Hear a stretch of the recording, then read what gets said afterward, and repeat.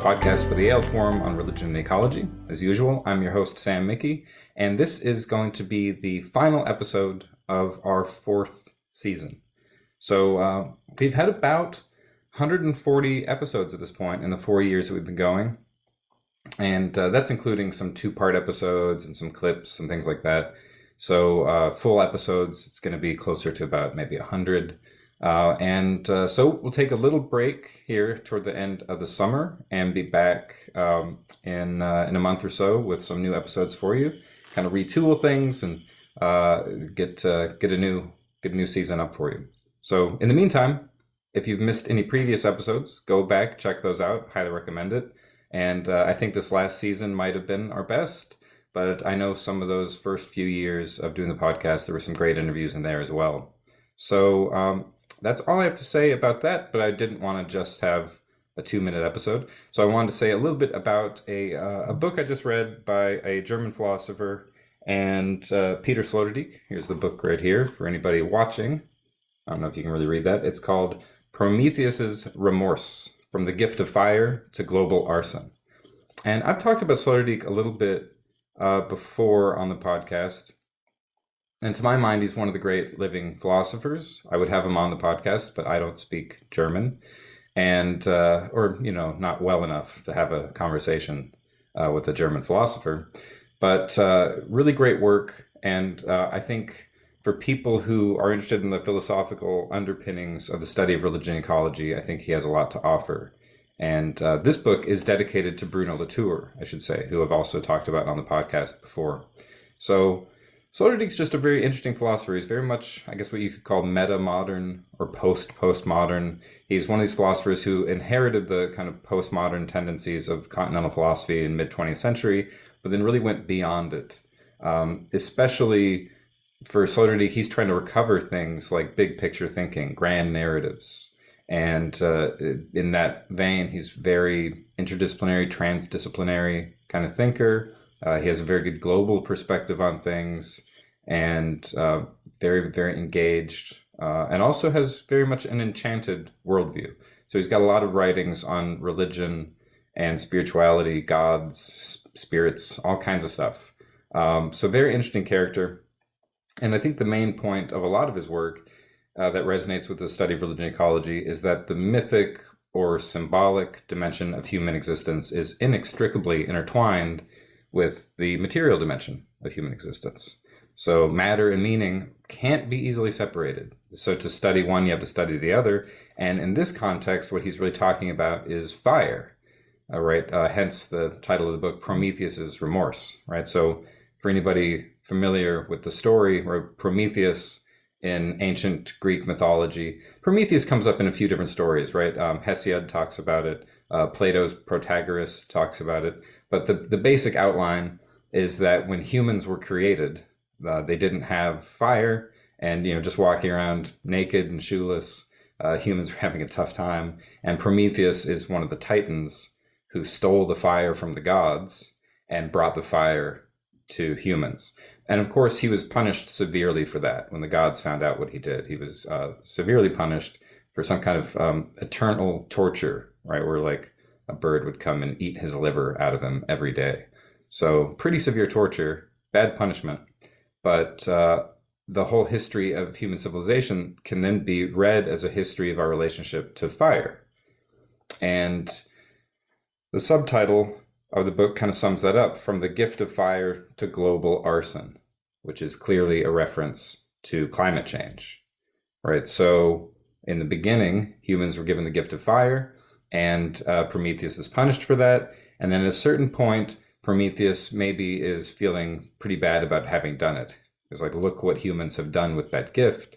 We are now using our relationship to fire to change the chemistry of the atmosphere and threaten the future of all life on Earth. So I guess, a little bit specifically about the book, it opens up with a discussion of the metabolism with nature. And that's a reference to Karl Marx, who talks about humans and nature having this kind of metabolic relationship. And in the modern period, with the Industrial Revolution, that metabolism has gone completely out of whack. And now humans have this very severe rift with nature, where our growth is happening at the expense of the natural world in a way that it never really could before. And so Sloterdijk brings that back to early human civilization before agriculture or anything like that. We evolved in the Pleistocene, right? So the Paleolithic tools we had, not a lot. Gathering and hunting, there was fire, cooked food, things like that. And so it was really just human muscle power plus fire was really all that we could do. And then the next big phase after that was some Neolithic tools and like agriculture, animal husbandry. And of course, this is when we also saw the widespread adoption of slavery. All right, so now human muscle power plus the power to command other people and the power to command nature with agriculture and animal husbandry. So he has a kind of, I guess you'd say a formula for that what we have then is command power plus labor power plus pyrotechnics. And again, labor includes slave labor, includes animal husbandry, agriculture. They're putting a lot of things to work. So then what happens, is that we have thousands and thousands of years of that, slavery, agriculture, and it's basically that humans are just trying to muster as much power as they can get. And still in a relatively stable relationship to nature. And Sloterdijk is careful to be clear that he's not saying that there was ever a time when we just had a purely innocent relationship to nature. There's always been problems, but nothing like on the scale of what we've seen in modernity. And so in that context, he really points out that what we think of as modern civilization being this like progress toward freedom, he's like, are we really free, or are we deeply enchained by our desire for control, our desire for mastery of nature, and increasingly enchained by our technologies that we need, right? We need electricity in a way we never did before it was invented. And so we've kind of manufactured all of these necessities that are really confining us. So are we more free than we used to be? Like, sure, in some respects, but in other respects, we're highly constrained by a kind of addictive relationship to power, and especially to power that is guided by fire. Most notably, the fires of the Industrial Revolution. Fires where we're not just burning trees, we're burning ancient sunlight, right? Ancient forests, right? Forests millions of years ago, grabbing sunlight, turning it into the mass of the tree, and that has become fossil, and now the fossil is being dug up, and in the process of digging up those fossils, we're burning them, and we're polluting the atmosphere.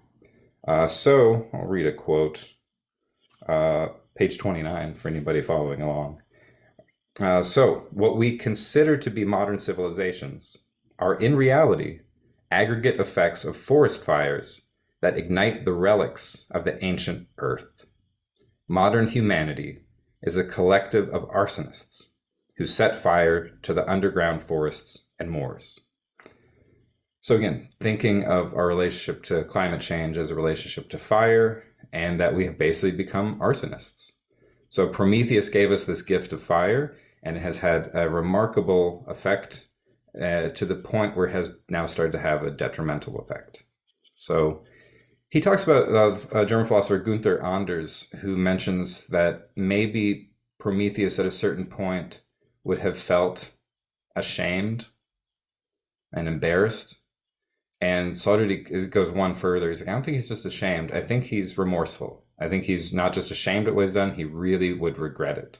Because, of course, his intention was just to help humans survive. His intention was not to give humans the tools to destroy life on Earth. So now, Promethean technology is just running the world. Along these lines, Sloterdijk also points out that, when Nietzsche talks about the death of God, then that we can imagine that maybe gods have died, and now it's titans that rule the world, right? It's these titanic forces, these terrestrial forces, pyrotechnic forces. Those are controlling everything. So it's not that the world is just disenchanted. It's that it's enchanted by something pretty dark and terrifying and destructive. So let's see. I think there's a quote about that. It's a very small book. It just comes in at a little under 100 pages. And so it's just a good meditation on human history, from the discovery of fire through the Industrial Revolution and our current climate crisis. So again, highly recommend it. It's a fun read, and if you're not familiar with Sloterdijk, he's just a good stylist and a provocative thinker. So Prometheus is ashamed. For good reason, the gift of fire has proven to be a fatal gift, which automatically escalates into the unforeseen. So clouds of smoke are gathering all over the collection of open hearths, engines, blast furnaces, boreholes, power plants, chimneys, battlefields, burning disaster zones, and they mean anything but good. The clouds thicken to such an extent that what they call into question is the very existence of the world as hitherto known to gods and human beings. Calling into question the very existence of the world. What are we doing here? So, part of his solution to all this is to move away from thinking of this in terms of a class war. He's like, it's not just about the elites versus the poor. It's about all of us destroying the planet. We're all complicit in it one way or another, and we have to all move on together. And he really relies on Latour in that sense. You might be familiar with the work of Andreas Malm, and is very famous for his book, How to Blow Up a Pipeline. And Sloterdijk is saying, that kind of class warfare where the people are going to start like blowing up infrastructure or trying to be kind of eco-terrorists against our global elites. He's like, that's not the way to move forward. What we need are broad coalitions. And so Malm's kind of Leninism, he juxtaposes against Bruno Latour's concern for ecological democracies. So we need a broad coalition. We need to everybody understand that we're all in this together. And I think that's promising. I mean, I appreciate people who want to analyze global dynamics in terms of class. That's a very real issue. But instead of worrying about the rich class versus the poor class, Latour says we all need to be part of an ecological class, where we all understand that we exist in a relationship to Gaia, right, to Earth systems. And so I guess I could share another quote along those lines. Let's see. And again, for anybody wondering where this is at in the book, this would be page 94. And he refers to, Martin Heidegger's concept of being in the world. And he says, so the following becomes clear without further ado. Being in the world is either a hollow formula or it means being on Gaia, being in the sensitive zone. So that's the ecological class. And then he kind of wraps up the book with this. So to proclaim definitionally, every form of non-irresponsible shaping of future energy policy and world politics can be nothing short of issuing a post-Promethean call for the participation of as many people as possible, whether they belong to an ecological class or not, but to everybody. The participation in a voluntary fire brigade commissioned by Insight. Firefighters of all countries contain the fires. Right, so that's kind of the point. We all live in a Gaian context, in the sensitive zone, right? The kind of Goldilocks space, not too little, not too much. And that way we can have a habitable planet. But to have a habitable planet, we have to move beyond Prometheus's gift. We have to not keep escalating the fires. We have to de-escalate the fires. And of course, the language of firefighting is not always good, because that still treats fire as something we're controlling. Fire is an enemy. So I know plenty of people criticize that language, firefighting. But still, the point stands that we need to enter into a post-Promethean phase. And he distinguishes that from a kind of hyper-Prometheanism, where we just double down on our use of energy with things like solar, wind, nuclear, etc. He's not like against solar and wind, but he is saying that if our idea is to continue extractive energy policy, that's the problem. Just because you switch from fossil fuel to renewables doesn't fix the problem if we're still trying to control nature and still trying to rely on extractivism as our main paradigm. So he is critical of that. So not critical of renewables as such, but of the extractive paradigm underlying some people's desire to just keep ramping up energy production. And so in that sense, it's like, no, we don't need to ramp up energy production. We need to cool down. We need to cool off a little bit. And so this lines up a little bit with some ideas of degrowth, right? That we can live a little more simply so that others can simply live. So fun little book, and kind of just a plug for Peter Sloterdijk. I think he's very famous in Germany, and still getting his reputation in English-speaking countries up a little bit. So again, very famous in Germany. He's like a celebrity philosopher there, but it's taking a while for him to really percolate into English-speaking contexts. So this is kind of my plug for him. I find him very interesting, very insightful, and somebody that is pretty generous at the way he interprets different thinkers. So it's hard to pin him down. You'll hear him reading people who are critical of Marx, for instance, and you think, oh, this guy doesn't like Marx. But then you'll hear him saying very appreciative things of Marx. So it's just nice to read somebody who's very nuanced and very articulate, but also very bold and bombastic in some ways. So it makes him pretty entertaining. So that's enough out of me. Check out that book or other things by Sloterdijk. He's a really interesting thinker. And then I'll be back with some more episodes for you soon. And we'll see how the 5th year is going to change. It's crazy that this is 4 years in. Really appreciate everybody who tunes in regularly or sporadically, however you like to consume it, or if you're listening or if you're viewing. I know a lot of people access it in a lot of different ways, but I definitely appreciate everybody's attention to it. And of course, as always, feel free to reach out if you have any comments or suggestions. I'm always open to feedback. So I'll let you go. Thanks again for being here, and I'll see you again soon.